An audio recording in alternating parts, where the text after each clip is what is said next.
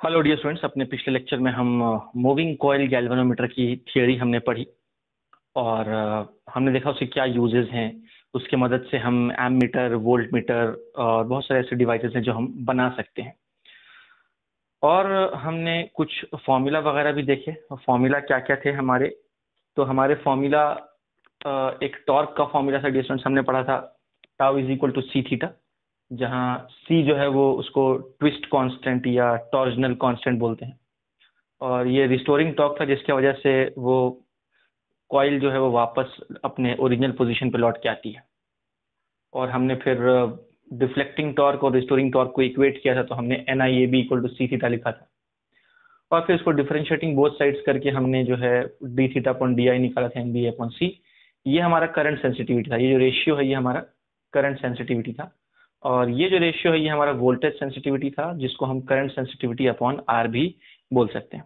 तो ये सारी चीजें हमने पिछले लेक्चर में पढ़ी थी। एक दो न्यूमेरिकल लेंगे और उसके बाद फिर हम आगे बढ़ेंगे। तो आओ देखते हैं कि ये जो पहला प्रॉब्लम है ये क्या कहता है। तो आप चाहें तो अपने स्क्रीन पर जो प्रॉब्लम आ रहा है डियर स्टूडेंट्स अभी, वो प्रॉब्लम आप पढ़ सकते हैं। पॉज करके, वीडियो पॉज करके आप प्रॉब्लम पढ़ सकते हैं।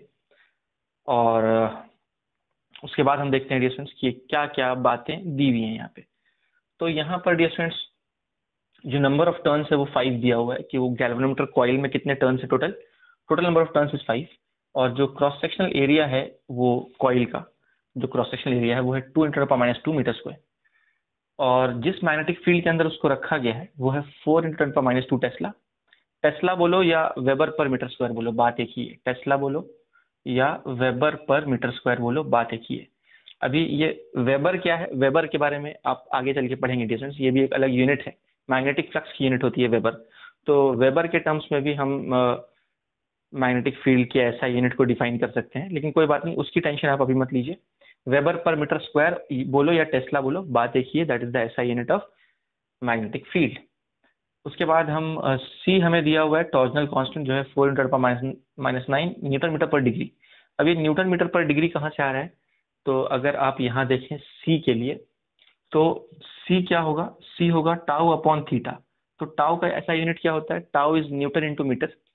तो newton into metre upon theta के लिए अगर डिग्री लिखते हैं हम तो न्यूटन मीटर पर डिग्री हो जाता है। ठीक है, तो वही उसने सी की जो ऐसा यूनिट यहाँ लिखी है, न्यूटन मीटर पर डिग्री।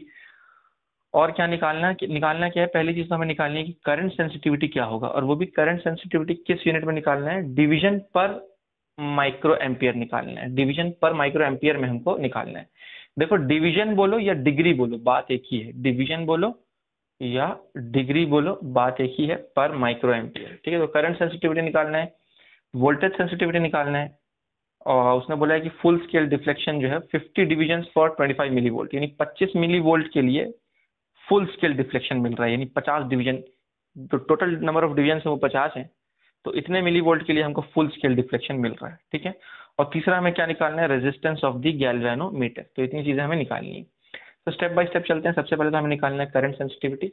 तो करंट सेंसिटिविटी जैसा कि हमने यहाँ भी देखा था, करंट सेंसिटिविटी का फॉर्मूला क्या है, एन बी ए अपॉन सी। सारी चीजें हमें दी हुई हैं, तो मैंने एन की वैल्यू, बी की वैल्यू, ए की वैल्यू, सी की वैल्यू, सब की वैल्यू यहाँ से उठा के ना हमने पुट कर दी है। सभी वैल्यूज ऐसा यूनिट में, तो जो फाइनल आंसर है वो भी ऐसा यूनिट में आ जाएगा। तो अल्टीमेटली जो करंट सेंसिटिविटी है वो किस में आ गई, वो आ गई डिवीजन पर एम्पियर में। ठीक है, तो this is our current sensitivity in SI unit.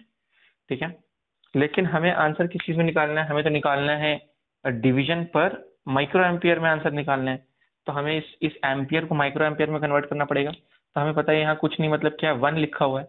तो 1 एम्पियर में कितने माइक्रो एम्पियर, तो 1 एम्पियर में आप देख सकते हैं 10⁻⁶ माइक्रो एम्पियर होता है। ठीक है, 1 एम्पियर के अंदर 10⁻⁶ माइक्रो एम्पियर समाये हुए होते हैं। तब ये कैंसिल आउट हो जाएगा और अल्टीमेटली करंट सेंसिटिविटी का क्या आ जाएगा, 1 डिवीजन पर माइक्रो एम्पियर। जिस यूनिट में हमको आंसर निकालना था उस यूनिट में हमने निकाल के बता दिया। ठीक है, आगे बढ़ते हैं वोल्टेज सेंसिटिविटी की तरफ। तो वोल्टेज सेंसिटिविटी के लिए हम क्या क्या लिख सकते हैं, वोल्टेज सेंसिटिविटी का एक फॉर्मूला तो है कि हम लिख सकते हैं करंट सेंसिटिविटी अपॉन आर। लेकिन हमें यहाँ रेजिस्टेंस नहीं पता, रेजिस्टेंस हमें नहीं पता, क्योंकि रेजिस्टेंस तो हमें निकालना है, रेजिस्टेंस हमें फाइंड आउट करना है, रेजिस्टेंस हमें पता नहीं है यहाँ पे। तो फिर हम कौन सा फॉर्मूला यूज कर सकते हैं, ये वाला फॉर्मूला यूज करेंगे, voltage sensitivity D theta upon D B. ये फॉर्मूला यूज करेंगे वोल्टेज सेंसिटिविटी के लिए। तो वो कैसे यूज कर पा रहे हैं देखो। तो उसने हमको बोला है कि जो टोटल नंबर ऑफ डिवीजन कितने हैं? 50 डिवीजन है। 50 डिवीजन यानी कि ये डिग्री हो गया समझो, मतलब डी थीटा जो है वो 50 है, और डीवी कितना है? वो है 25 मिली वोल्ट, क्योंकि इतने मिली वोल्ट के लिए इतने डिवीजन मिल रहे हैं ना, तो हमने डी थीटा अपॉन डीवी कर दिया सर, यानी नंबर ऑफ डिवीजन अपॉन जो है वो टोटल रीडिंग, मतलब इतना डिवीजन कितना रीडिंग दे रहा है, तो उस रीडिंग के हिसाब से हमने उसका रेशियो निकाल दिया। रेशियो निकाला, अब ये मिली वोल्ट जो है इसको वोल्ट में कन्वर्ट करके सॉल्व करोगे तो अल्टीमेटली क्या आ जाएगा? 2 × 10⁻³ डिवीजन पर वोल्ट। तो ये भी हमने जो है एसआई यूनिट में कन्वर्ट कर दिया इसको भी। तो हमारी करंट सेंसिटिविटी भी हमें मिल गई, हमें वोल्टेज सेंसिटिविटी भी मिल गई है।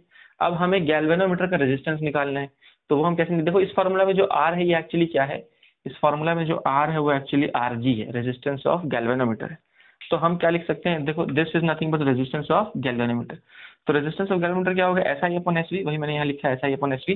तो current sensitivity S I unit में लिया है मैंने, यानी ये वाली वैल्यू ली, करंट सेंसिटिविटी की एस आई यूनिट वाली वैल्यू डिवीजन पर एम्पियर, और वोल्टेज सेंसिटिविटी की भी एस आई वाली वैल्यू डिवीजन पर वोल्ट। तो देखो डिवीजन डिवीजन कैंसिल आउट हो जाएगा, और ये पलटी खा के वोल्ट अपॉन एम्पियर हो जाएगा, वोल्ट अपॉन एम्पियर। और वोल्ट अपॉन एम्पियर को ही हम क्या बोलते हैं? ओम बोलते हैं। तो 0.5 × 10⁻³ ओम आ जाएगा, जिसको हम 0.5 किलो ओम भी बोल सकते हैं। ठीक है, तो इसी तरह से जो तीनों चीजें जो हमें निकालनी थी वो हमने यहाँ निकाल ली है। तो उम्मीद है कि आपको समझ में आ रहा होगी फॉर्मूला हम किस तरह से यूज कर रहे हैं। तो बहुत अच्छी बात है, आपको ये समझ गया होगा, मुझे उम्मीद है। आप यहाँ तक कॉपी कर लें, फिर हम आगे बढ़ेंगे। डियर स्टूडेंट्स, अगर हम अगले सवाल की बात करें तो अगले सवाल में उसने बोला है कि गैल्वेनोमीटर रेजिस्टेंस को ट्वाइस कर दिया गया है, यानी जो नया रेजिस्टेंस है वो पुराने रेजिस्टेंस का 2 टाइम्स है। ठीक है, और जो उसकी जो करंट सेंसिटिविटी है उसको 50% से इंक्रीज कर दिया गया, 50% से करंट सेंसिटिविटी को इंक्रीज कर दिया गया। तो बताइए कि what is the percentage change in voltage sensitivity, यानी वोल्टेज सेंसिटिविटी में कितना परसेंटेज चेंज आएगा, ये हमें पता लगाना है। ठीक है, तो हम यानी हमें एक्चुअली वो निकालने के लिए बोल, देखो 3 टाइप की चीजें होती हैं, एक होता है चेंज, एक होता है फ्रैक्शनल चेंज, और एक होता है परसेंटेज चेंज। ये 3 टाइप के चेंजेस होते हैं। ठीक है, तो अगर मैं सिर्फ इतना बोलूं, see this is nothing but change, final minus initial, final value of a quantity minus initial value of a quantity will give you the change in that quantity. तो ये चेंज है, ये फ्रैक्शनल चेंज है। This is fractional change which is delta x upon x, yani change in a given quantity upon the initial value of that quantity. This will give you fractional change. और अगर मैं उसमें 100 multiply कर दूं, it will give you percentage change in that value. Final minus initial upon initial into 100 will give you the percentage change in that particular physical quantity. ठीक है, तो basically जब उसने हमको बोला है कि परसेंटेज चेंज निकालो वोल्टेज सेंसिटिविटी में, मतलब उसने एक्चुअली हमें ये निकालने के लिए बोला है। तो इसमें ये इनिशियल वोल्टेज सेंसिटिविटी है, ये फाइनल वोल्टेज सेंसिटिविटी है, और ये भी इनिशियल वोल्टेज सेंसिटिविटी है, और ये हमें निकालना होगा पहले। तो इसको मैं ऐसा भी लिख सकता हूँ, अगर मैं इसको डिवाइड कर दूं ऐसा, तो ये S V dash upon S P minus 1 × 100% हो जाएगा। इस तरह से अभी हमें ये रेशियो चाहिए होगा, तो ये रेशियो हम निकाल लेते हैं। तो हम कैसे निकाल पाएंगे? देखो, तो देखो करंट सेंसिटिविटी को 50% से इंक्रीज कर दिया, यानी जो इनिशियल करंट सेंसिटिविटी थी उसमें 50% ऑफ एसआई वो और ऐड किया गया, मतलब 50% से बढ़ा दिया गया उसको। ठीक है, तो जो इनिशियल वैल्यू थी उसमें और 50% ऐड कर दिया गया। तो ये 50% यानी 50/100, 50/100 यानी 0.5 एसआई, और यहाँ कुछ नहीं, मतलब ये क्या है? 1 एसआई है। तो 1 + 0.5 इज 1.5 एसआई, यानी जो नया करंट सेंसिटिविटी है वो 1.5 टाइम्स पुराना करंट सेंसिटिविटी हो जाएगा। ठीक है, और फिर हमें तो रिलेशनशिप पता है, S V is equal to S I upon R, voltage sensitivity current sensitivity upon R, ये रिलेशनशिप हम पढ़ चुके हैं। तो अभी इनिशियली जो वोल्टेज सेंसिटिविटी है, इनिशियली रेजिस्टेंस R1 है, तो वोल्टेज सेंसिटिविटी SV है। बाद में क्या हुआ? ये नया वोल्टेज सेंसिटिविटी है, तो बाद में जो करंट सेंसिटिविटी है वो 1.5 SI है, और जो नया रेजिस्टेंस है वो R2 है ना। देखो ये नया करंट सेंसिटिविटी, नया रेजिस्टेंस, तो नया वोल्टेज सेंसिटिविटी, तो this is 2 times R1 and this is 1.5 SI, तो this is new voltage sensitivity. तो ये हो गया हमारा इक्वेशन नंबर 1, और ये हो गया इक्वेशन नंबर 2। तो ये देखो, ये SV की वैल्यू हो गई और ये SV डैश की वैल्यू हो गई। अब हम इनका रेशियो निकाल लेते थे, SV डैश अपॉन SV करेंगे तो दिस अपॉन दिस करेंगे। तो यहाँ पे देखो R1 कैंसिल आउट हो जाएगा, SI कैंसिल आउट हो जाएगा, ये 1.5/2 यानी 0.75 बचेगा, यानी SV dash upon SV will be 0.75। तो ये SV डैश अपॉन SV की वैल्यू उठा के यहाँ पुट अप कर देते हैं, 0.75 - 1 will give you -0.25 × 100 which is -25%। Minus बता रहा है कि वो क्वांटिटी डिक्रीज हो जाएगी, यानी वोल्टेज सेंसिटिविटी विल डिक्रीज। ठीक है, और कितने परसेंट से डिक्रीज होगी वो? So it will decrease by 25%। Voltage sensitivity will decrease by 25% when When the current sensitivity is increased by 50% and when the resistance is made twice, then the voltage sensitivity will decrease by 25%. Hope you got the answer. So simple ना, बस आपको relationship मालूम होना चाहिए और कुछ basics हैं जो हमने यहाँ पे अप्लाई किया है. तो आप ये कॉपी कर लें स्टूडेंट्स, फिर हम एक नया टॉपिक शुरू करते हैं. तो प्यारे बच्चों, अब हम देख रहे हैं conversion of galvanometer into ammeter. ठीक है, तो इसके पहले कि मैं टॉपिक स्टार्ट करूं, आप कुछ बेसिक बातें ऐसी हैं जो पता होनी चाहिए. सबसे पहले तो हम बात करेंगे एमीटर की. क्या होता है डियर स्टूडेंट्स एमीटर? एमीटर एक ऐसा डिवाइस है जिसको हम यूज़ करते हैं इलेक्ट्रिक करंट को मेजर करने के लिए. ठीक है, इसके अलग अलग टाइप होते हैं, जैसे कि एक होता है एमीटर, एक होता है मिली एमीटर, एक होता है माइक्रो एमीटर. डिपेंड करता है कि आपको कितना बड़ा या कितना छोटा करंट मेजर करना है, उस बेसिस पे अलग अलग टाइप के एमीटर होते हैं. एमीटर की जब हम बात करते हैं तो एमीटर को हमेशा सर्किट के अंदर सीरीज़ में कनेक्ट करते हैं, है ना. यानी अगर मान लीजिए ये कोई रेजिस्टर है तो इसके साथ सीरीज़ में हम एमीटर को कनेक्ट करते हैं. So ammeter is always connected in series with the resistor. ठीक है, दूसरी बात यह है कि एमीटर दो टाइप के होते हैं. एक तो होता है आइडियल एमीटर. अब ये आइडियल एमीटर क्या होता है उसकी हम बात कर लेते हैं. तो जो आइडियल एमीटर होता है, आइडियल एमीटर, ये एक ऐसा एमीटर होता है जिसका रेजिस्टेंस ज़ीरो लेते हैं. आइडियल एमीटर का रेजिस्टेंस हम ज़ीरो लेते हैं. ठीक है, हालांकि ये प्रैक्टिकली पॉसिबल नहीं है कि किसी एमीटर का रेजिस्टेंस ज़ीरो हो जाए, है ना, पर आइडियली हम ऐसा चाहते हैं कि रेजिस्टेंस ज़ीरो हो. ठीक है, पर जो प्रैक्टिकल एमीटर होता है, प्रैक्टिकल एमीटर जो होता है, अभी इसका रेजिस्टेंस तो हम एग्जैक्टली ज़ीरो नहीं कर सकते, पर इसका जो रेजिस्टेंस है वो हम जितना स्मॉल हो सके, वेरी स्मॉल, है ना, जितना छोटा हो सके उतना कम उसका रेजिस्टेंस हम रखने की कोशिश करते हैं एक प्रैक्टिकल एमीटर की. ठीक है, तो ये बात है. ठीक है, तो इस तरह की बात है, इस चीज़ को आपको ध्यान में रखना है. Ideal ammeter, practical ammeter, ammeter को हमेशा सीरीज़ में कनेक्ट करते हैं. ये कुछ बेसिक बातें. अब जब हम एमीटर बनाने की बात करते हैं कि अगर हमें एमीटर क्रिएट करना है, मैन्युफैक्चर करना है, तो हम एमीटर कैसे बना सकते हैं. तो देखिए, एमीटर हम बनाते हैं गैल्वेनोमीटर की मदद से. तो अभी देखिए, गैल्वेनोमीटर एक ऐसा डिवाइस है जो करंट को मेजर करता है. ठीक है, हमें पता है कि गैल्वेनोमीटर जो है वो, उसमें एक ऐसा कॉइल होता है ना, स्प्रिंग होता है, ये कॉइल होता है इस तरह से. ठीक है, तो एक मिनट, यहाँ पे एक स्ट्रिंग होता है ना, नीचे में हमारा हेलिकल स्प्रिंग होता है. ये हमारा कॉइल है C, है ना, ये हमारा स्ट्रिंग है S, इस तरह से. तो अब हमने देखा था कि इसकी सेंसिटिविटी बढ़ाने के लिए हम क्या करते हैं, गैल्वेनोमीटर की सेंसिटिविटी बढ़ाने के लिए ये स्प्रिंग हम बहुत बारीक यूज़ करते हैं, ये स्ट्रिंग हम बहुत बारीक यूज़ करते हैं, है ना. तो ये सब चीज़ें बहुत बारीक हैं, बहुत थिन है ना. तो अब होता ये है, तो ये हमको क्यों करना पड़ता है, उसकी सेंसिटिविटी बढ़ाने के लिए हमको सेंसिटिव गैल्वेनोमीटर चाहिए होता है. ठीक है, तो अब होता ये है कि ये जो करंट गैल्वेनोमीटर के अंदर में आ रहा है, ठीक है, मैं इस करंट को सिंबल यहाँ पे अलग दे देता हूँ. मैं इसको बोल रहा हूँ IG. IG का मतलब है गैल्वेनोमीटर करंट. ठीक है, तो अभी ये जो करंट है, जिस करंट को हम मेजर कर रहे हैं इस गैल्वेनोमीटर के थ्रू, ये बहुत छोटा करंट होता है. जनरली मैक्सिमम करंट जो हम यहाँ भेज सकते हैं गैल्वेनोमीटर के अंदर, उसकी वैल्यू होती है लगभग 10 मिली एम्पियर. ठीक है, इससे ज़्यादा करंट अगर हम गैल्वेनोमीटर के अंदर भेजेंगे तो फिर क्या होगा, ये जो कॉइल है, ये जो स्ट्रिंग है, ये ब्रेक हो जाएगा, मेल्ट हो जाएगा वो, क्योंकि करंट के पास होने से बहुत ज़्यादा हीट डेवलप होगी और हीट डेवलप होने की वजह से वो डैमेज हो जाएगा वो गैल्वेनोमीटर. ठीक है, तो इसीलिए इसको हम बोलते हैं full scale deflection current. Full scale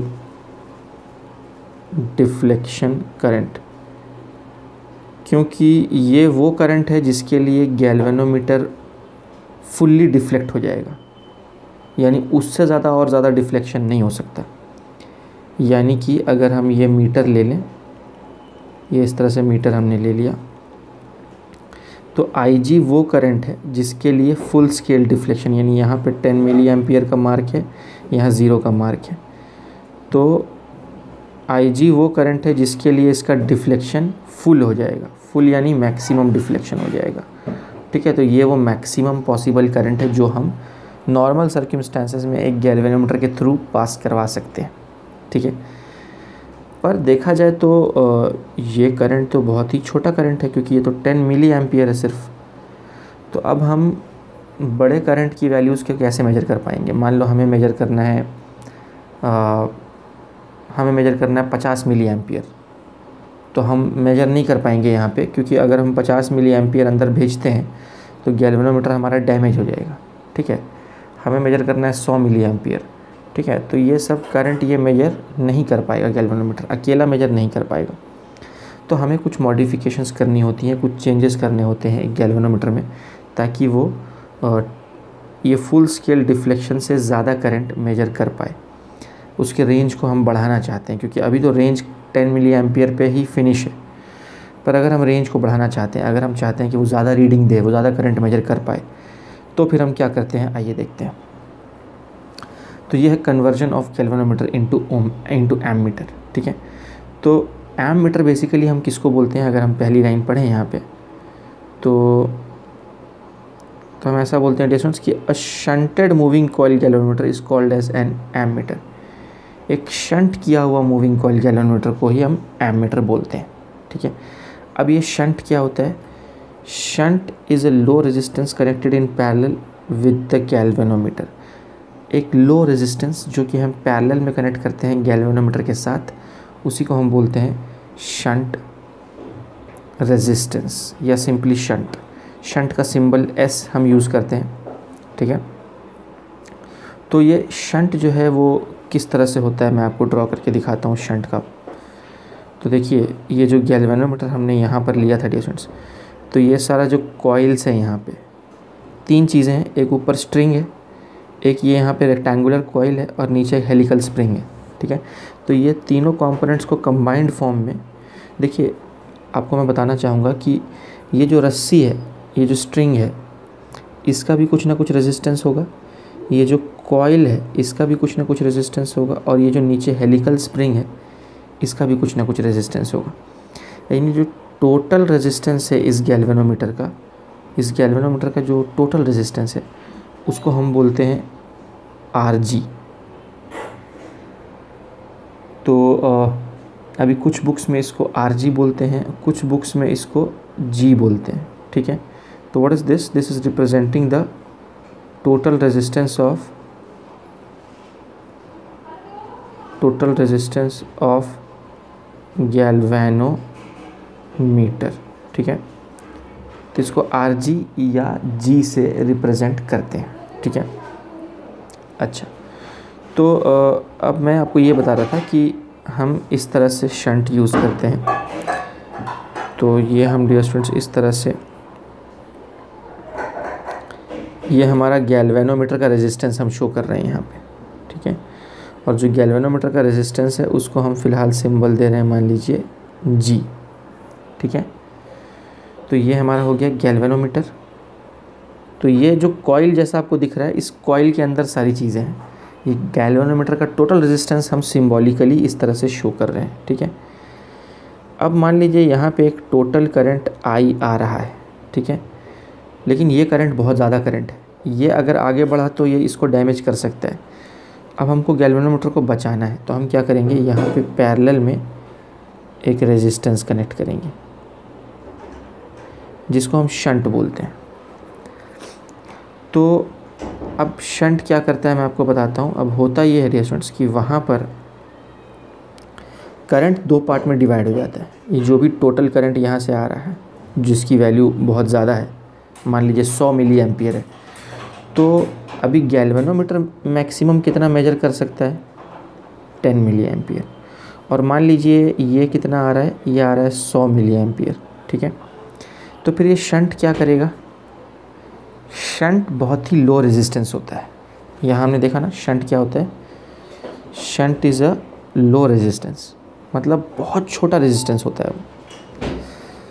तो क्योंकि ये बहुत छोटा रेजिस्टेंस है तो करंट जब यहाँ पे जंक्शन पे आता है तो करंट देखता है कि करंट को वो पाथ अच्छा लगता है जिस पाथ में रेजिस्टेंस कम हो, तो मैक्सिमम करंट उस ब्रांच में चला जाएगा जहाँ रेजिस्टेंस कम है, यानी नीचे। तो नीचे जो हमारा करंट जाएगा, इस करंट को हम बोलेंगे IS, current passing through the shunt. और ऊपर जो करंट जाएगा उसको हम बोलेंगे IG, IG यानी गैल्वेनोमीटर करंट, ठीक है। तो अब जनरली ये क्या होता है कि यहाँ पर जो हमारा IS है वो कितना हो जाएगा, ये हो जाएगा 90 मिली एम्पियर, और ये जो IG है ये कितना हो जाएगा, ये हो जाएगा 10 मिली एम्पियर। तो इससे फ़ायदा क्या हुआ, इससे फ़ायदा ये हुआ कि हमारा गैल्वेनोमीटर डैमेज होने से बच गया, क्योंकि अगर ये 100 मिली एम्पियर करंट अंदर चला जाता है गैल्वेनोमीटर के तो वो उसको डैमेज कर देता। तो शंट से ये फ़ायदा हुआ कि हमारा मैक्सिमम करंट जो है वो शंट के थ्रू पास हो गया, और गैल्वेनोमीटर के अंदर से उतना ही करंट गया जितना वो झेल सकता है, ठीक है। तो उम्मीद है कि ये बात आपको समझ में आ रही होगी। तो ये जो कंबाइंड सिस्टम है, यानी ये जो हमारा गैल्वेनोमीटर है और साथ में ये जो हमने शंट लगाया हुआ है, तो this complete assembly together is called as ammeter. यानी इस पूरे सेटअप को कंबाइंड रूप से हम क्या बोलते हैं, एक एमीटर बोलते हैं, जिसमें कि एक गैल्वेनोमीटर होता है, एक शंट होता है, और कंबाइंड रूप से इस पूरे सेटअप को हम एमीटर बोलते हैं। अब देखिए एमीटर कितना करंट यहाँ मेजर कर रहा है, तो I is the total current जो अंदर आ रही है, और वही I करंट यहाँ बाहर निकल जा रहा है, ठीक है। तो ये वो टोटल करंट है जो वो एमीटर मेजर कर रहा है, ठीक है। अंदर में हमारा IG है, अंदर में हमारा IS है, ठीक है। तो अब मैं यहाँ पे वो नॉमेनक्लेचर लिख देता हूँ। तो नॉमेनक्लेचर हमारा ये है कि I is the total current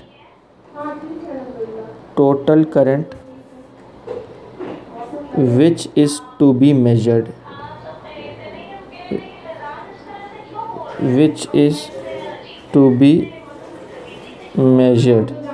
total current which is to be measured, ठीक है। अच्छा IG क्या है, IG है फुल स्केल डिफ्लेक्शन करंट,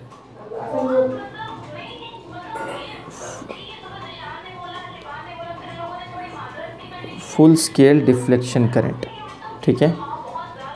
और IS हमारा क्या है, IS है हमारा शंट करंट, ठीक है बच्चों। तो ये हमारा हो गया, ये सिंबल्स हो गए और उनके मीनिंग। अब हम जो है कुछ कैलकुलेशंस कर लेते हैं। यहाँ पे ये देखिए, ये जो हमारा एमीटर है इसमें हमको पता है कि शंट के अक्रॉस जो भी पोटेंशियल डिफरेंस होगा, जिसको मैं VS बोल रहा हूँ, और ये जो गैल्वेनोमीटर है इसके अक्रॉस जो पोटेंशियल डिफरेंस होगा, जिसको मैं VG बोल रहा हूँ, तो हमको पता है कि ये दोनों पोटेंशियल डिफरेंस सेम होंगे। क्यों? क्योंकि ये जो शंट है और ये जो गैल्वेनोमीटर है दोनों पैरेलल में कनेक्टेड हैं, और हमको पता है कि पैरेलल में करंट अलग अलग होता है पर पोटेंशियल डिफरेंस सेम होता है, ठीक है। तो दोनों के अक्रॉस का पोटेंशियल डिफरेंस सेम है। दूसरा, इस जंक्शन में हमको पता है कि जो I है वो दो पार्ट में डिवाइड हुआ है, IG और IS। तो यहाँ पे हम क्या बोल सकते हैं कि एक चीज़ तो हम ये बोल सकते हैं कि I is nothing but IG plus IS। एक तो हम ये बोल सकते हैं, let this be equation number 1। और दूसरा हम बोल सकते हैं कि potential difference across the galvanometer is equal to potential difference across the shunt, ठीक है। अब ओम्स लॉ हमको पता है V इक्वल टू IR, तो VG को हम क्या लिख सकते हैं, IG इंटू G, और VS को हम क्या लिख सकते हैं, IS इंटू S, है ना। Voltage is current into resistance, V is equal to IR। तो ये गैल्वेनोमीटर का रेजिस्टेंस है और ये शंट का रेजिस्टेंस है, ठीक है। अब इसको मैं बोल देता हूँ इक्वेशन नंबर 2। अब डियर स्टूडेंट्स, इक्वेशन नंबर 1 और इक्वेशन नंबर 2 का यूज़ करके हम कुछ भी कैलकुलेट कर सकते हैं। न्यूमेरिकल में हमसे जो भी पूछा जाएगा वो सब कुछ हमको इक्वेशन 1 और इक्वेशन 2 से मिल जाता है।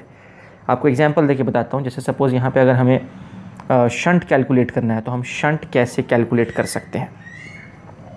तो शंट को हमको लिखना है इन टर्म्स ऑफ IG। तो हम कैसे लिख पाएंगे? तो मैं क्या कर रहा हूँ, इसको तो मैं वैसे ही लिख रहा हूँ IG इंटू जी, और इसको मैं लिख रहा हूँ IS के जगह पर मैं लिख रहा हूँ I माइनस IG। ये इक्वेशन नंबर 1 से मैंने लिखा है IS के जगह पर I minus IG into S, ठीक है। अब यहाँ पर हम क्या बोल सकते हैं कि यहाँ पर अगर मैं शंट को मल्टीप्लाई कर दूँ इन दोनों से, ये इस तरह से डिस्ट्रीब्यूट करके मल्टीप्लाई कर देता हूँ अगर, तो ये क्या हो जाएगा, ये हो जाएगा IG into G is equal to I into S minus IG into S, ठीक है। इस तरह से हम कर सकते हैं। और फिर हम चाहें तो यहाँ पे इसको मैं लिख रहा हूँ IG इंटू जी, और यहाँ से मैं अगर शंट को कॉमन निकाल लूँ तो ये हो जाएगा I माइनस IG, ठीक है। तो यहाँ से हम शंट क्या लिख सकते हैं? शंट हम लिख सकते हैं IgG upon I minus IG, ठीक है। IgG upon I minus IG। एक इम्पॉर्टेंट फार्मूला डियर स्टूडेंट्स, ये हमने शंट का फार्मूला निकाल लिया, in terms of galvanometer current, ठीक है। तो इसको मैं बोल देता हूँ इक्वेशन नंबर रोमन 1, ठीक है।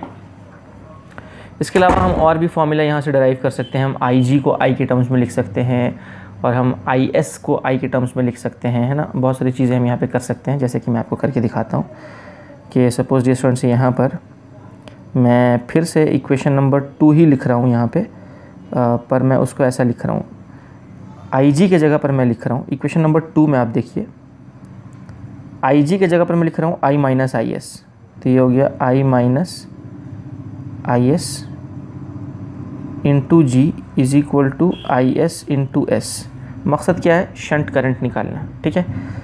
तो अब G को मैं मल्टीप्लाई करूँगा तो ये I इंटू जी, और ये minus IS into G is equal to IS into S, ठीक, ये ऐसा हो जाएगा। और इस नेगेटिव वाले टर्म को मैं उधर भेज देता हूँ, तो ये कुछ ऐसा हो जाएगा I into G is equal to IS common निकल जाएगा, और ये हो जाएगा G प्लस एस, ठीक है। और यहाँ पर फिर IS को मैं क्या लिख सकता हूँ? IS में लिख सकता हूँ G upon G plus S into I, ठीक है। तो ये हमारा क्या आ गया डियर स्टूडेंट्स? ये हमारा आ गया है शंट करंट, ठीक है। तो ये हमने शंट करंट निकाल लिया, इसको मैं बोल देता हूँ इक्वेशन नंबर 2। और इसमें जो सबसे ज़्यादा यूज़ होने वाला इक्वेशन है वो ये है शंट वाला, IgG upon I minus IG, ये सबसे ज़्यादा यही यूज़ होता है, ठीक है। उसके बाद यही नहीं, हम चाहें तो गैल्वेनोमीटर करंट का भी फार्मूला निकाल सकते हैं। वही इक्वेशन नंबर 2 यूज़ करना है, और इक्वेशन नंबर 2 में हम पुटअप करेंगे IgG इज़ इक्वल टू, और इधर क्या है? इधर है IS इंटू एस। तो IS के जगह पर हम लिखते हैं I minus IG, I minus IG into S, ठीक है। फिर से वही करते हैं IgG, और ये शंट को अंदर भेज दो, तो ये I into S minus IG into S. अब यहाँ क्योंकि IG निकालना है तो IG वाले टर्म्स को एक तरफ ले लेते हैं, तो ये मैं IgG लिख रहा हूँ, और इसको इधर लेके आता हूँ तो ये पॉजिटिव हो जाएगा, तो ये हो जाएगा plus IgS is equal to I into S, ठीक है। और यहाँ से IG कॉमन निकाल लेते हैं, तो ये हो जाएगा G plus S is equal to I into S. और फिर हम अल्टीमेटली IG को क्या लिख सकते हैं? IG is nothing but S upon G plus S into I, ठीक है। और इसको मैं बोल रहा हूँ रोमन 3, ठीक है। तो पीछे हमने देखा था रोमन 1, रोमन 2, और ये है हमारा रोमन 3, ठीक है। तो आप देखिए कि जो रोमन 2 है, रोमन 2 रोमन 3 से काफ़ी मिलता जुलता है डियर स्टूडेंट्स। अगर आप ध्यान से देखें तो यहाँ भी नीचे G+S है और यहाँ भी नीचे G+S है, ठीक है। तो जब हम बात कर रहे हैं शंट करंट की, तो जब हम शंट करंट की बात कर रहे हैं तो यहाँ पे कौन आ जा रहा है, गैल्वेनोमीटर का रेजिस्टेंस। और जब हम बात कर रहे हैं गैल्वेनोमीटर करंट की तो यहाँ क्या आ जा रहा है, शंट का रेजिस्टेंस, यानी ऑपोजिट रेजिस्टेंस आ जा रहा है वहाँ पे। और दैट्स इट डियर स्टूडेंट्स, है ना। तो ये बेसिकली करंट डिवाइडर रूल के हिसाब से आया है ना। अगर आपको रूल मालूम होगा करंट डिवाइडर रूल, तो ये वही चीज़ है। तो रोमन 1, रोमन 2, रोमन 3 ये 3 इक्वेशन है जो आप ध्यान में रख सकते हैं, जिसमें कि मैंने आपको बताया कि सबसे ज़्यादा यूज़ होने वाला जो इक्वेशन है वो है रोमन 1। तो मुझे उम्मीद है कि ये पूरी की पूरी बात आपको समझ में आ गई होगी, है ना। और मैं चाहूँगा कि आप कॉपी डाउन कर लें, कहाँ से करना है आपको।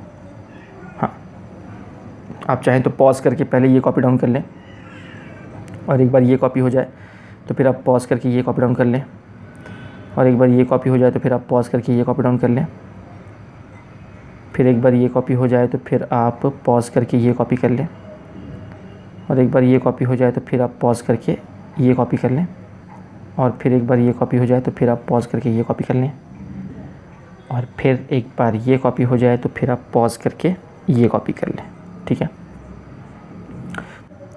तो डियर स्टूडेंट्स, एक और फार्मूला है जो आपको कुछ बुक्स में देखने को मिल सकता है, एक एक्स्ट्रा फार्मूला, और वो है हमारा शंट वाला फार्मूला। देखिए यहाँ पे शंट का जो फार्मूला हमने रोमन 1 ये कैलकुलेट किया था, IgG/I - Ig, वही फार्मूला मैं दोबारा से लिख रहा हूँ। तो जो शंट का फार्मूला है, शंट इज़ IgG/I - Ig, ठीक। तो उसने कंडीशन ये दी है कि इफ़ सपोज़ जो टोटल करंट जो भी मेजर करने वाले हैं हम, जो एमीटर के अंदर जो टोटल करंट आ रहा है, अगर वो n टाइम्स हो गैल्वेनोमीटर करंट के, ठीक है।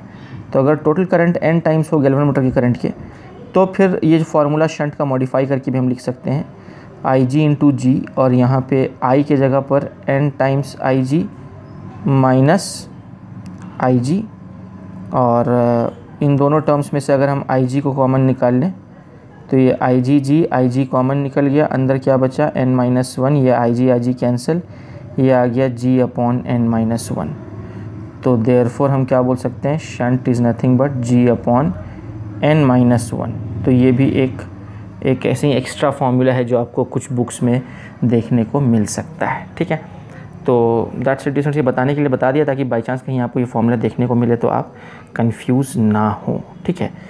तो आप चाहें तो पॉज करके ये स्लाइड भी कॉपी डाउन कर सकते हैं। तो इसी के साथ साथ जो है हमारा conversion of galvanometer into ammeter की थियोरी फिनिश हो गई है।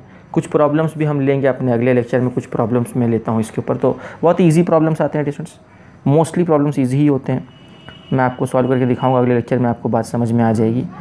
और ये जो शंट जो हम बनाते हैं डियर स्टूडेंट्स, ये जो शंट रेजिस्टेंस हमने यहाँ पे बनाया हुआ है, ये शंट रेजिस्टेंस जो है ये ख़ास एलॉय से बनाते हैं हम, जिसका नाम है मैंगनीन।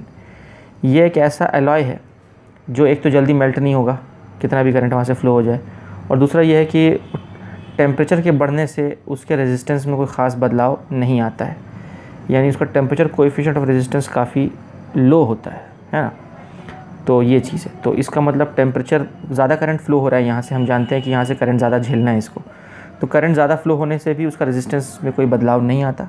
वैसे इन जनरल हमको पता है कि टेम्परेचर बढ़ने से रेजिस्टेंस बढ़ जाता है, पर यहाँ इसके साथ ऐसा नहीं होता है, इसीलिए हमने इसको ख़ास एलॉय से बनाया होता है, ठीक है। तो ये एक छोटी सी बात थी। तो इसी के साथ साथ ये थियरी हमारी फिनिश हुई। हम कुछ और बातें करेंगे अपने अगले लेक्चर में, कुछ प्रॉब्लम्स लेंगे और हम देखेंगे conversion of galvanometer into voltmeter अपने अगले लेक्चर। Okay dear students.